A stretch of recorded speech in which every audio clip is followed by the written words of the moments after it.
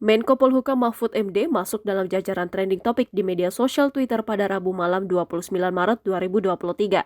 Hal tersebut terjadi usai Mahfud rapat bersama Komisi 3 DPR RI untuk membahas soal transaksi mencurigakan Rp349 triliun di Kementerian Keuangan. Dalam potongan video yang diunggah oleh akun Twitter @cutsarina5, Mahfud tampak memberi gertakan pada salah satu anggota Komisi 3 DPR yakni Arteria Dahlan. Arteria sebelumnya sempat mengancam Kepala PPATK Ivan Yustiavandana karena dianggap membocorkan informasi ke publik terkait transaksi mencurigakan di Kementerian Keuangan. Terkait hal itu, Mahfud tidak habis pikir dengan ancaman Arteria karena yang dilakukan PPATK adalah memberikan informasi intelijen sesuai permintaannya.